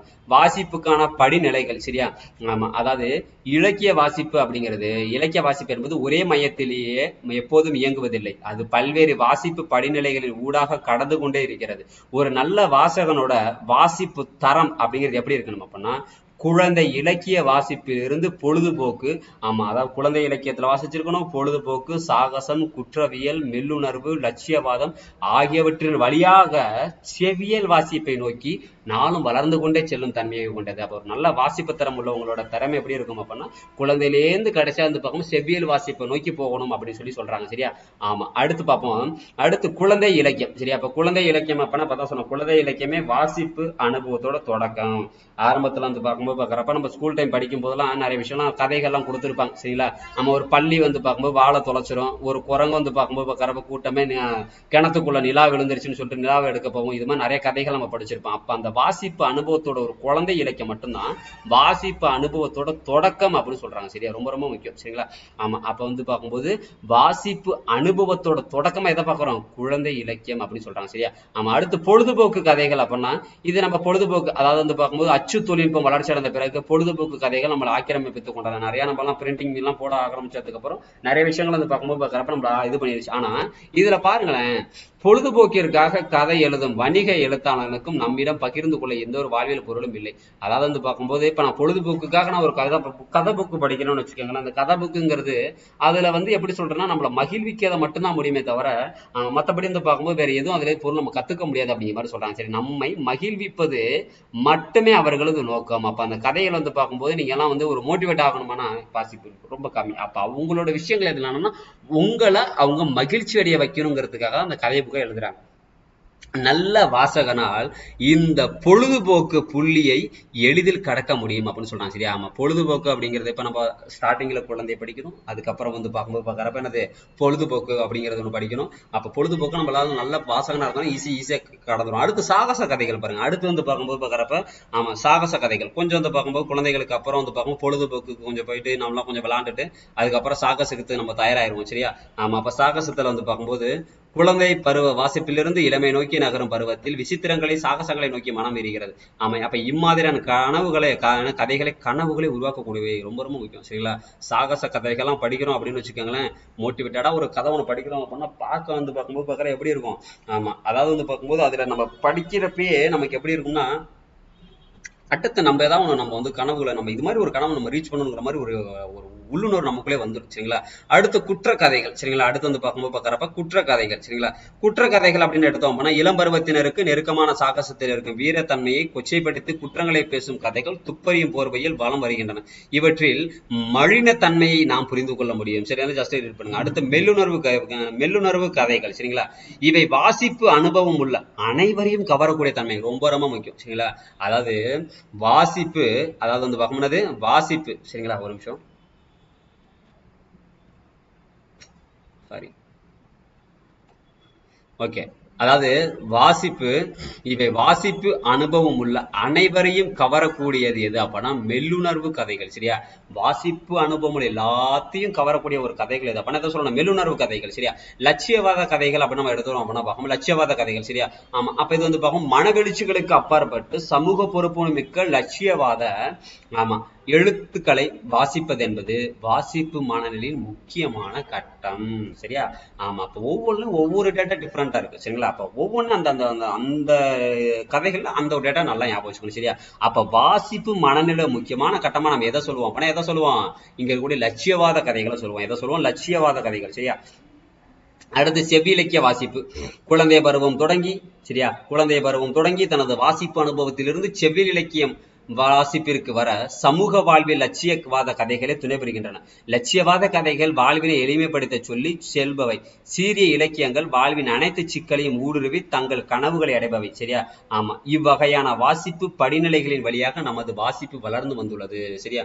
சும்மா ஜஸ்ட் ரீட் மட்டும் பண்ணுங்க போதும், வேற எதுவும் ரொம்ப முக்கியமா இல்லை சரியா. சரி, ஓகே. அடுத்து பார்ப்போம் திறனாய்வு.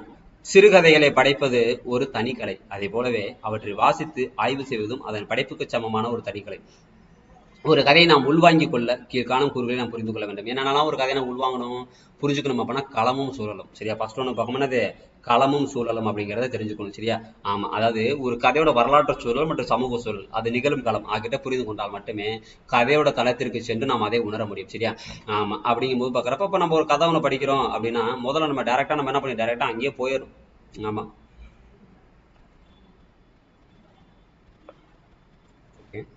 சரி. அப்ப அடுத்து வந்து பார்க்கும்போது கதையின் மையம், அதாவது கதையின் மையம் அப்படின்னா கதை பல்வேறு நிகழ்வுகளின் தொகுப்பாக சென்றாலும் எந்த மையத்தை நோக்கி அது இயங்குகிறது என்பதை கண்டறிய வேண்டும் சரியா. அதாவது நிறைய விஷயத்துல அதுல உள்ளுக்குள்ள வரலாம், ஆனா அவங்க எல்லாரும் எதை நோக்கி போறாங்க அப்படிங்கிறத நம்ம ஃபர்ஸ்ட் தெரிஞ்சுக்கணும். அப்பதான் அதை நோக்கு சார்பு இதெல்லாம் நம்மளால தெரிஞ்சுக்க முடியும். அவங்களோட நோக்கம் எதை நோக்கி போறாங்க அப்படிங்கிறத நம்மளால அண்டர்ஸ்டாண்ட் பண்ணிக்க முடியும். கதையோட விறுவிறுப்பு இன்னும் அதிகமா இருக்கும்னு சொல்றாங்க சரியா. நம்ம நிறுவும் நோக்கு, கதை பின்னலின் இறுதியில் அக்கதை என் நோக்கை நிறுவுகிறது சரியா. என்னது, ஆமா, என் நோக்கை நிறுவுகிறது ஆமா என்ற அடிப்படையில் தான் அக்கதையோட இலக்கியத்தன்மை மதிப்பீடலாம் அப்படின்னு சொல்றாங்க சரியா. கடைசியா விளைவு அப்படின்னா ஒரு கதையை படித்து முடித்தவுடன் அதனால் மகிழவோ கோபம் பார்க்கும்போது கோபமும் ஏற்பட வேண்டும் சரியா. ஒண்ணு கதை கடைசியா முடிஞ்சிருச்சு, ஆமா, கதை முடிஞ்சோன்னா ஒண்ணு வந்து பார்க்கும்போது பார்க்குறப்ப ஒண்ணு மகிழ்ச்சியா இருக்கணும் சரியா. இல்ல அப்படின்னா அந்த பார்க்கும்போது பார்க்குறப்ப இந்த கதை படிச்சதுக்கு நான் பேசாம அந்த பார்க்கும் வீட்டுக்கு காய்கறியா வாங்க போயிருப்பேன் அப்படிங்கிற மாதிரி அந்த பார்க்கும் ஒண்ணு கோபமாவது வந்திருக்கணும் சரிங்களா. ஆமா, அப்ப நம் உணர்வுகளை கிளறி நமக்குள் அதிர்வையோ ஒரு புதிய தூண்டுதலையே கண்டிப்பா என்ன பண்ணணும், ஏற்படுத்த வேண்டும் சரியா. அப்படி பார்க்கும்போது பார்க்குறப்ப இந்த வீடியோ கண்டிப்பா உங்களுக்கு வந்து பார்க்கும்போது என்ன பண்ணும், ஒரு தூண்டுதலை வந்து பார்க்கும்போது ஏற்படுத்துதா இல்லையான்னு தெரியல, ஆனா கண்டிப்பா ஒரு அதிர்வை கண்டிப்பா ஏற்படுத்தும் சரியா. சீக்கிரம் முடிங்க சார் அப்படிங்கிற சொல்றது என் மைண்ட்ல வந்து பார்க்கும் நல்லாவே கேட்குது சரிங்களா.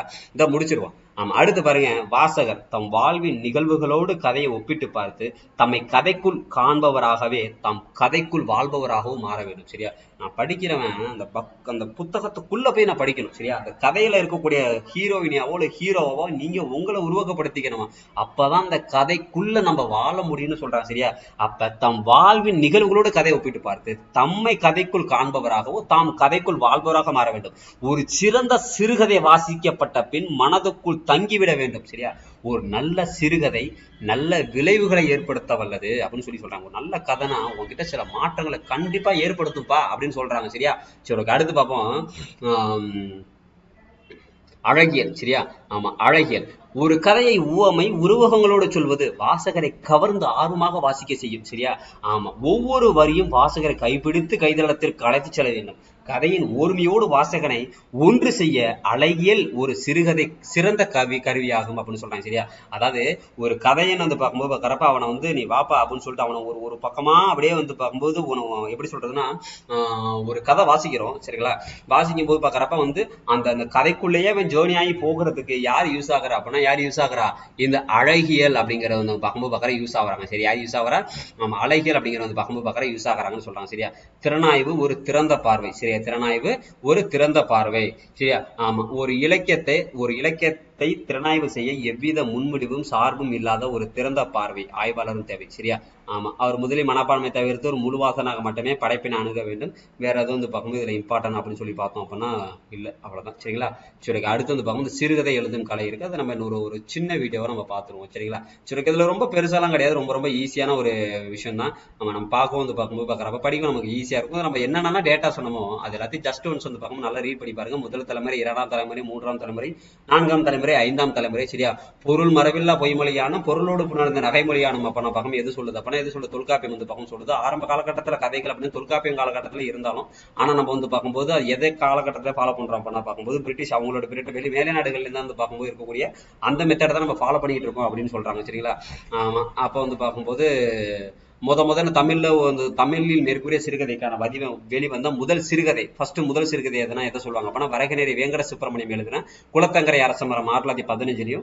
ஆமா, அதுக்கப்புறம் வந்து பார்க்கும்போது பார்க்கறப்ப இவர் பாரதி அவர்கள் ஒன்று எழுதியிருப்பாரா, ஆறில் ஒரு பங்கு அப்படிங்கிறது எழுதியிருப்பாரு. அது எப்ப சார் எழுதினார் அப்படின்னா 1910. காக்காய் பார்லிமெண்ட் அப்படிங்கிறது வந்து பார்க்கும் எழுதுனது யார் தான்? பாரதி அவர்கள் தான் எழுதியிருப்பாரு. தமிழ் நவீன இலக்கியத்தை தொடக்கத்திலே செழுமைப்படுத்தியவர் யார் அப்படின்னா, யாரை சொல்லணும்?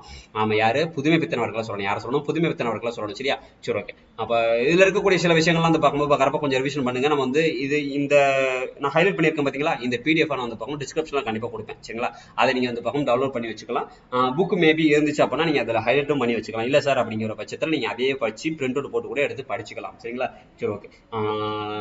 கண்டினியூஷனா வீடியோ ஃபாலோ பண்ணுங்க. மறக்காம வந்து பார்க்கும்போது லைக் பண்ணுங்க, ஷேர் பண்ணுங்க, சப்ஸ்கிரைப் பண்ணுங்க. சரிங்களா? உங்க ஃப்ரெண்ட்ஸ் எல்லாருமே, உங்க ஃப்ரெண்ட்ஸ் டிஎன்பிசி இது மாதிரி காம்படிட்டிவ் எக்ஸாம் படிக்கிறாங்க அப்படிங்கிற பட்சத்தில் இது அவங்க ஃப்ரெண்ட்ஸுக்கு வந்து பார்க்கும் ஷேர் பண்ணுங்க. சரிங்களா? ஆமா, மேற்கொண்டு வந்து பார்க்கும்போது வேற ஏதாவது உங்களுக்கு இந்த இதுக்கு வீடியோ வேணும் சார் அப்படின்னு சொல்லிட்டு ஏதாவது உங்களுக்கு தேவைப்பட்டுச்சு அப்படின்னா நீங்க வந்து பார்க்கும் மறக்காம கமெண்ட் பண்ணுங்க. சரிங்களா? நம்ம அடுத்த வீடியோல வந்து பார்க்கும்போது பார்க்கறப்ப நாளைக்கு உங்களை மீட் பண்றேன். சரிங்களா? தேங்க்யூ, பாய்.